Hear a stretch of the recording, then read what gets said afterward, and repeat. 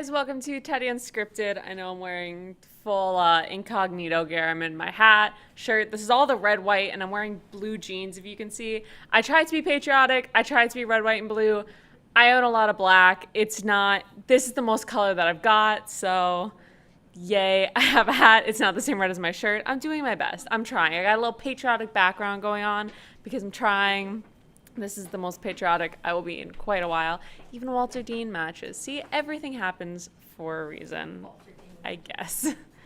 I wanted to talk a little bit about just what's going on this 4th of July. I was really excited because 4th of July for me is something that you kind of get to just release. It's a party. You get to celebrate, whatever's going on in our country right now, whether you're for it or against it. I've made my views completely clear, I think, on past episodes of the show. It's still the country we live in. I still love it. I still think it's an amazing country. I still think it's the best country in the world. Are there things that I would like to change about it? Yes. Are there things I think we can continue to improve on as we've seen small steps going towards all that? I want to do a quick shout out to FedEx for formally asking the Washington Redskins to change their name, which I saw over the week or yesterday, which was a huge thing. I've talked about that before, how it's a super racist stereotype, and how I believe their logo is non-trademarkable because it was deemed that it was a racist caricature of a group of people, and you can't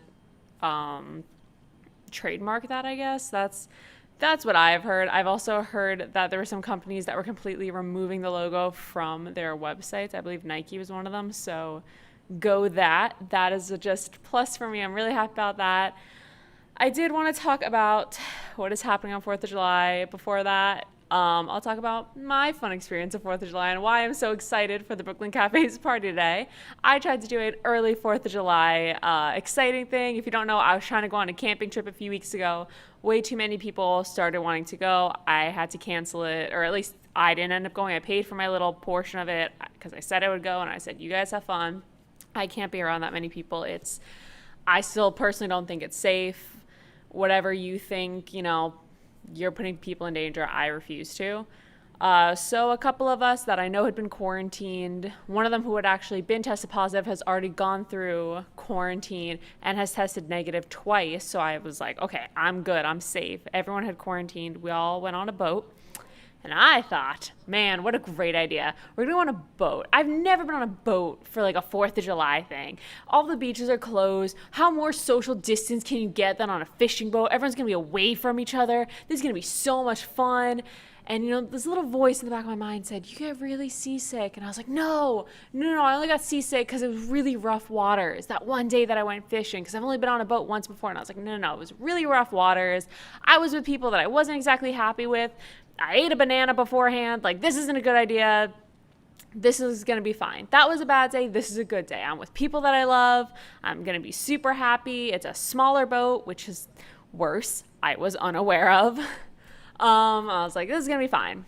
Got on the boat. We get out there. The waves are crazy. I'm bouncing up and down. It's a Disney ride. I'm having so much fun. I had taken a bunch of, like Dramamine, boning stuff. I had taken some of your CBD store CBD gummies because I was like, heck yes, this is going to help me so much. I was ready. The waves were up and down. I was flying. Everyone was flying out of their seats. My boyfriend's cooler started at the front of the boat, was all the way at the back of the boat. He kept sliding back. I was like, this is going to be amazing. I'm not seasick at all. I feel great. The second the boat stops, we get there, and you just feel the little circle going on. And I remember we were supposed to be out there for 3 hours. It'd been 20 minutes. And I turned to my boyfriend. I went, I gotta go. And he's like, what do you mean? I was like, I gotta go. I can't be here. I gotta go. And I will spare you the terrible details, but I got inconsolably seasick.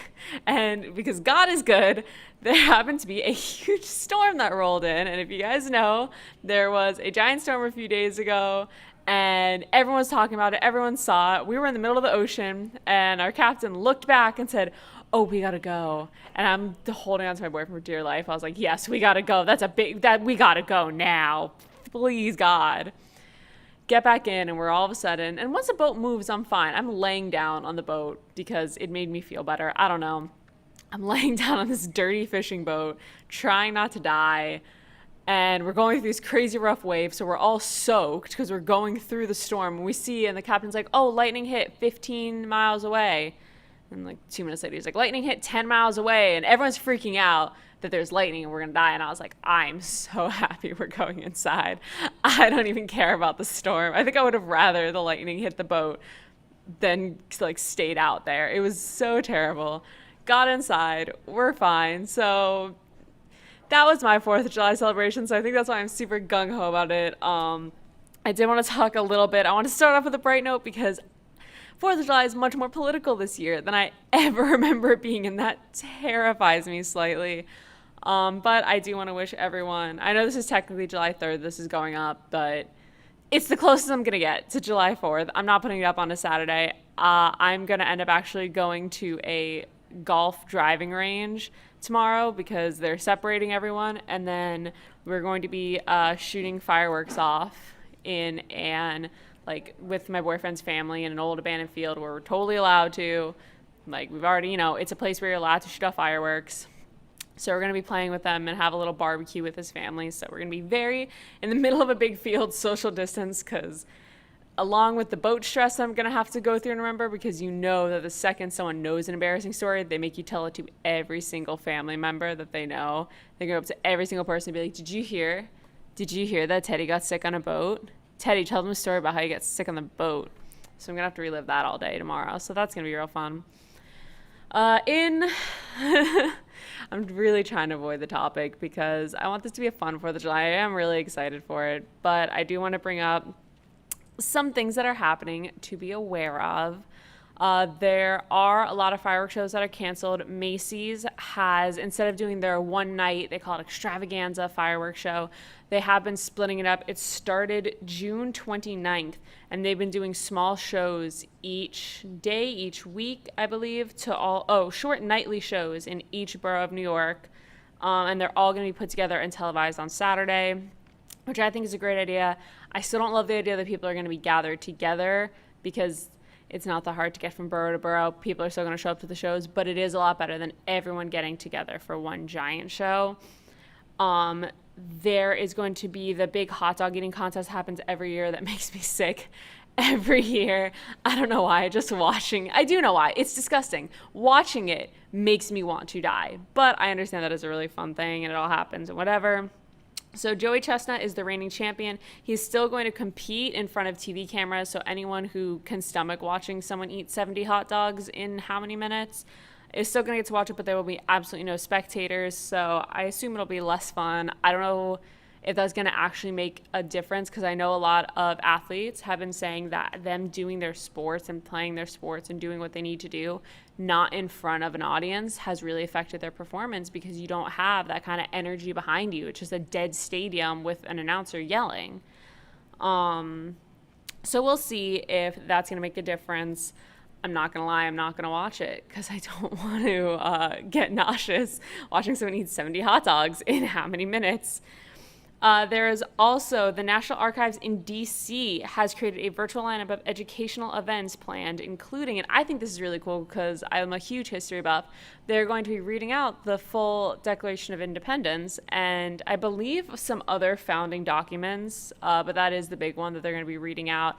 I think that's a really cool thing, and I think it's especially cool for kids because if you've been taken out of school, I don't know about anyone else, virtual online schooling when I had to do it when I was a kid, could not do. I flunked out of so many college classes because of it.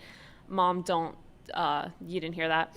But I did. I couldn't do a lot of online classes, and it's just very hard for me. Even in high school, I couldn't do online classes. It's just not the way I learn. I have to be sitting somewhere and be able to ask someone questions and hear them talk to me. I can't just read something and know it.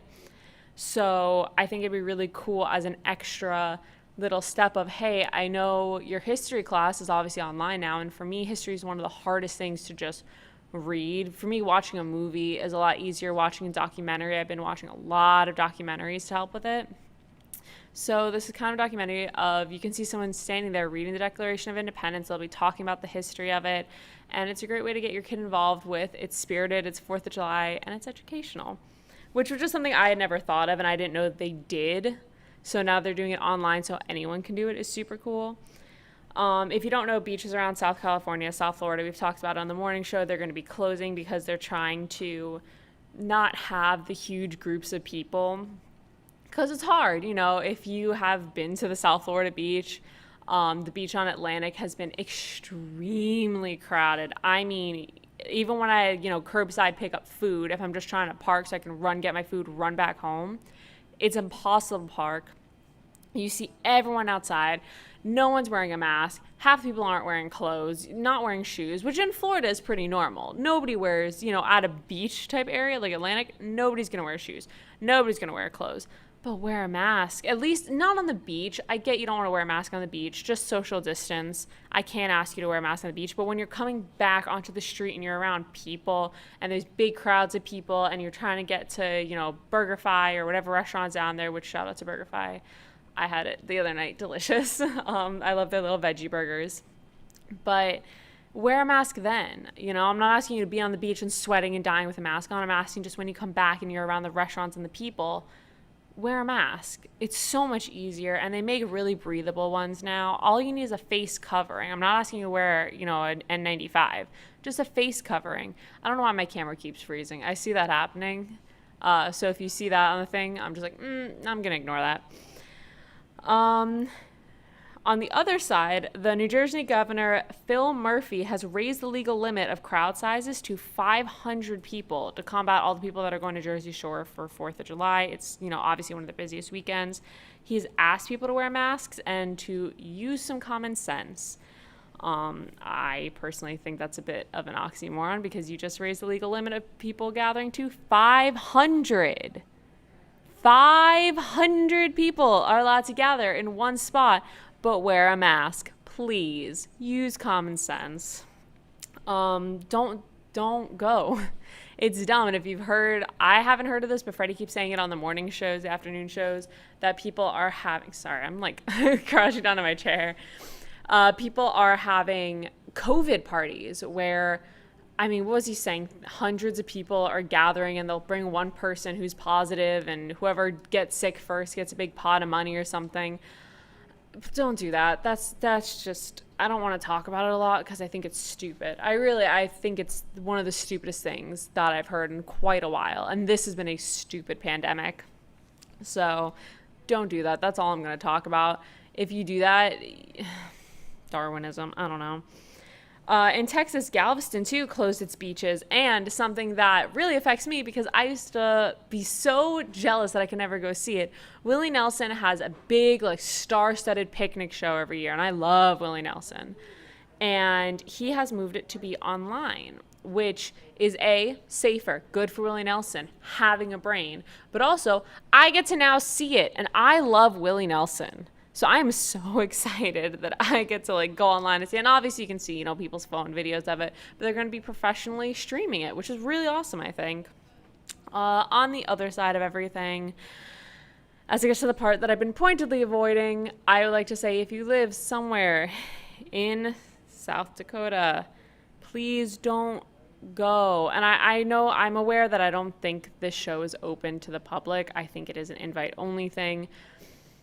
Please don't go to the Mount Rushmore fireworks show. My information on that is Donald Trump is going to be making a speech. It's today. There's a, what?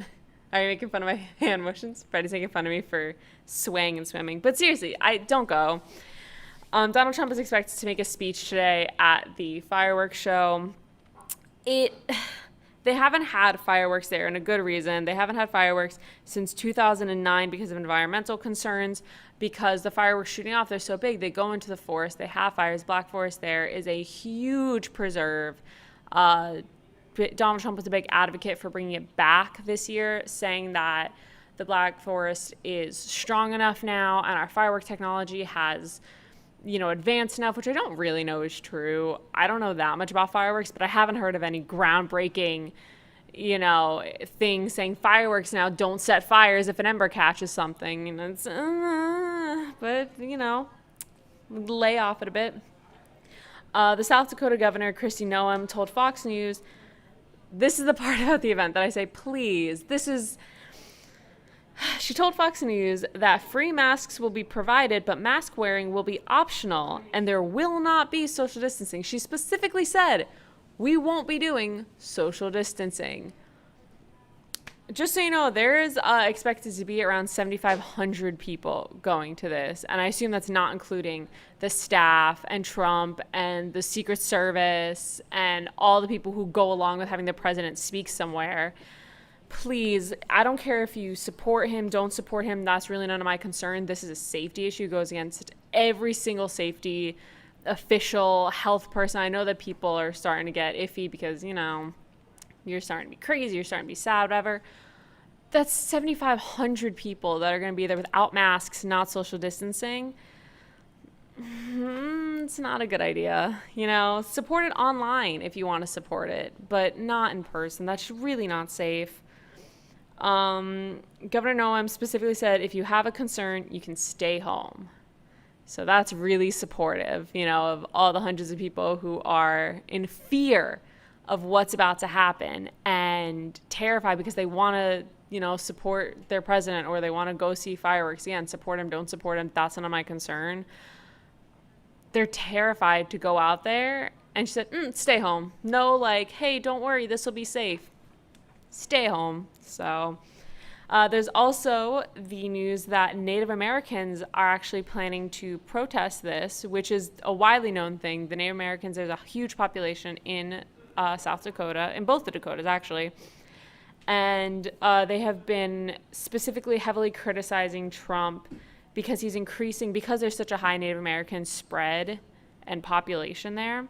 He really is, not him specifically, the whole event is really increasing the risk of spreading the virus to the Native Americans who have not been getting as much aid as they really need to be, especially when they're on reservations, which there are a lot of up there.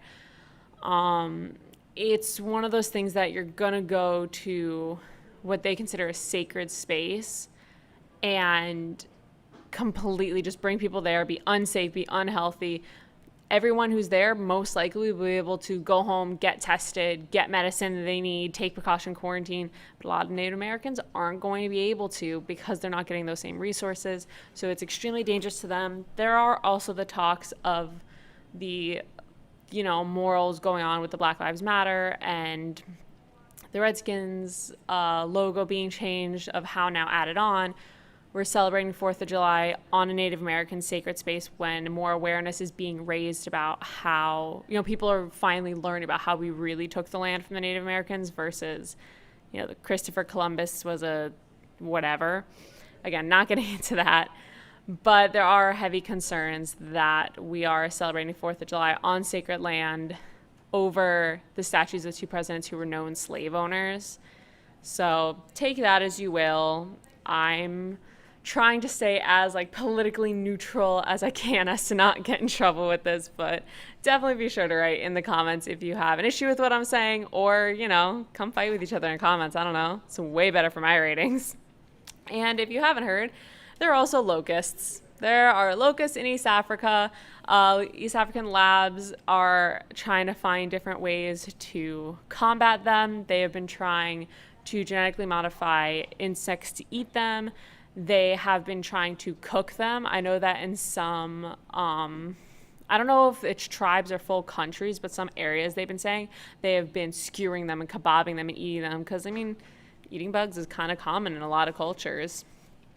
And they have even been doing studies on a specific scent that they can put out into the atmosphere, and it makes the locusts apparently cannibalistic, whereas making the locusts eat each other. And if you don't realize why it's such a big issue, other than icky bugs everywhere, they're absolutely destroying the crops. This is, the same reason if you read the Old Testament or the Torah, or whatever you believe, the plague of locusts absolutely destroys crops, which is essential for people in East Africa because there are a lot of farmlands over there that export all over the world and all over inside their country, plus local farmers who are providing for their own, towns and cities and villages or wherever they tend to live. It can devastate their economy if all the crops get eaten. So I think it's a really interesting thing that we've gone from everyone hating GMOs so much, which to me is ridiculous when you read what a GMO is. But everyone's so against GMOs, so now we're going to pump a scent out into the air to make the locust cannibalistic. Whereas also it's been forced into production so quickly, and there's still, it hasn't been pumped out yet that I know of. We're still trying to figure everything out. But I think it's really interesting what is the effect, or if it's going to have an effect on the people who live there, or other animals who live there, or other insects who live there. Because if you don't know, we have a huge bee crisis right now where all the honeybees and bumblebees are dying out from some unknown disease, or at least it's still unknown to me. I think it's still unknown. Is this going to affect other insect life? Is this going to affect other animals, the wildlife? Is it going to affect the flora or fauna, the plants? I don't remember which one it is. Is it going to affect the plants? Is it going to affect people? It is one of those things that, if it works, is going to be so cool and is such an amazing idea and such a scientific breakthrough. And if it doesn't work, it's just going to be one more catastrophe that's added on to 2020 that I don't know if I can take, between the fires. Because you look back and you forget that, it was this year that Australia had the wildfires. We have a pandemic. Kobe Bryant died. I mean, we have the Sahara Desert blowing into America, which, if you haven't seen, is actually really spooky when you look at the satellite image of everything. I know Vinny's nodding his head. Vinny on board, by the way. Claps for him. I think this is your first time on board, right? Mm-hmm. Yeah, claps for Vinny. But it's terrifying when you look at that. It looks like a giant hurricane. So there's not much you can say to 2020 except for, I hope whatever they tend to do with the locust works. I hope whatever happens at Mount Rushmore doesn't get more people sick than we need to be. We've reached 55,000 cases in one day in the U.S. If you can't, you can kind of see I have my mask right here. Everyone here at the studio has been completely masked up. Vinny's on board with his mask on. And we're the only ones in this room. We are completely masked up here. We sanitize everything. And I just want to remind everyone to wear a mask. That even if you think, even pulling your shirt up, if you hate wearing a mask, get one of those things where it's like a headband, neck, whatever, pull it up. I don't care if you don't want to wear a medical mask. I don't care if you don't want to wear an N95. I don't care if you just want to pull your shirt up over your nose.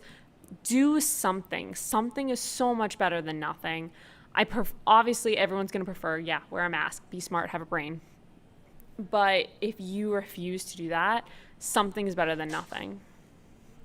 That's all I can say on it. I hope everyone out there is safe. I hope your families are safe. I would love to hear what you guys are doing in the comments below for 4th of July. And I know Pride Month ended. I'm still kind of collecting stories. I'm still getting different people's stories trickling in from their LGBT past experiences. So I'm going to be putting that together. I decided into one giant show instead of trickling them out because I had gotten so many. So keep sending me your Pride stories, Black Lives Matter stories, anything like that.